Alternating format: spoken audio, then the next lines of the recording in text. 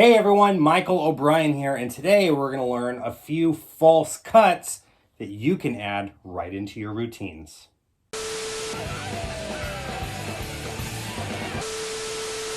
Hello my friends, Michael O'Brien here, and welcome back to the channel. In today's video, we're going to be taking a look at some false cuts that you guys can add right into your material to either keep a card or series of cards on the top of the deck after shuffling them, or it can even be used as a way to control a card to the top of the deck. As always, if you like this video and you guys want to see more just like it, please don't forget to click the subscribe button and ring the bell so that you'll be notified every time I upload a new video. So without further ado, let's dive right in. All right, so today we're going to be taking a look at the swing false cut, and it looks just like this. It looks like I'm just simply cutting the deck. However, if I leave that card on the top of the deck face up, you'll see that I'm not cutting the cards at all. I'm actually keeping that card on the top. We're going to learn this variation, and we're going to learn the 3-cut variation as well, which looks just like this. So, how does this work? First thing we need to learn is how to perform the swing cut. Now we hold the deck just like this in biddle grip. My thumb is along the bottom edge of the cards here, and these 3 fingers are along the top edge. The first finger is going to be used to cut the deck just like this. Now all I'm doing is I'm using this index finger to grab the top half of the deck and lift it up as it pivots around my thumb. I'm then going to pass that top packet into the left hand by gripping it deep in the crotch here of the thumb and the first finger. So that looks just like this, right? And then I drag that into the left hand mechanics grip, and then I complete the cut. That is a swing cut. Looks really cool. It's a really pretty move, and if you can get it up to speed, you can make it look like you're really shuffling up the cards. Now, the reason we need to learn how to do this swing cut is because this is going to create the false swing cut. So it looks just like this. I'm going to cut the packet, put it into the left hand, table the right hand packet, and then put the left hand packet right back on top. So again, if I turn this top card face up, you can see exactly what's happening here. Swing cut into the left, table the deck, and then reassemble the deck just like this. Now, of course, if I just do this slowly like this, you can really see that the packets are not really switching places, and I'm just reassembling the deck again. But we're going to do a couple of things to make this look a little bit more deceptive. Number one, we're going to speed it up. Speeding it up, doing the swing cut while dropping the deck is going to make it look like you're cutting the cards.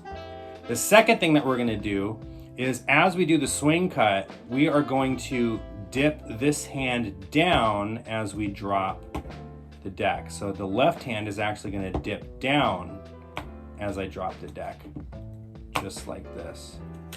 Oop, maybe not just like that. Don't drop the cards everywhere. Like this. Like this.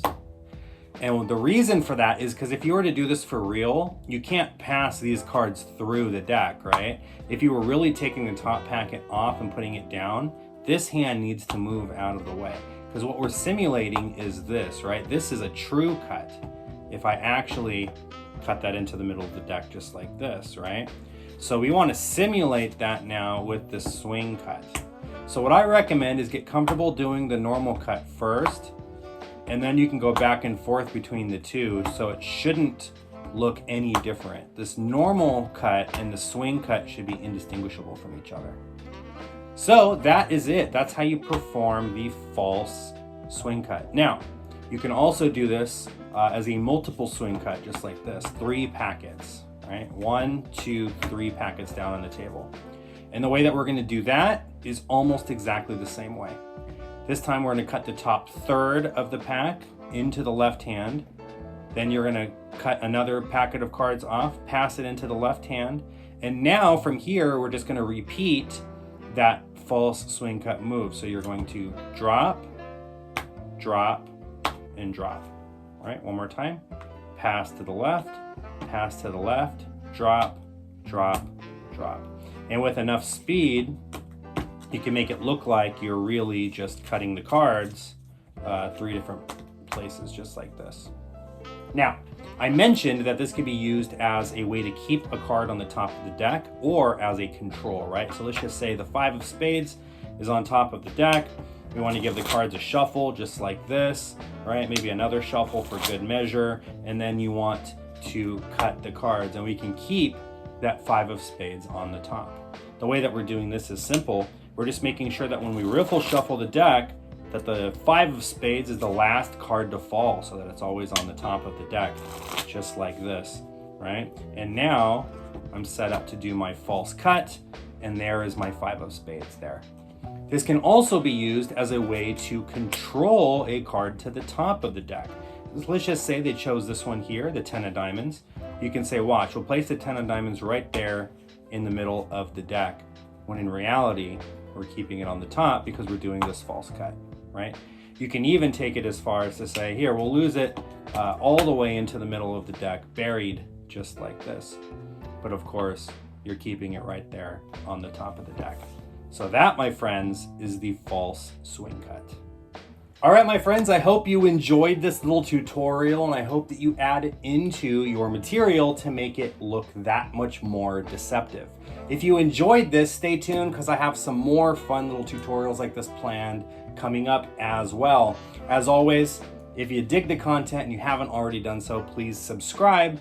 And if you want full access to my tutorials playlist, where I'm going to teach some more in-depth, full-length projects that I have come up with myself, please become a member. Mob Squad members will get access to my tutorials playlist. If you just want to support the channel for $1 a month, you can do so becoming a support member, and you'll get early access to all of these videos so that you don't have to wait for them to premiere. And of course, if you want one-on-one direct access with me, I'm talking live Zoom sessions or phone consultations, become a mob boss and we'll set up your next consultation right away. Anyway, my friends, thank you so much for watching. I'll see you next time.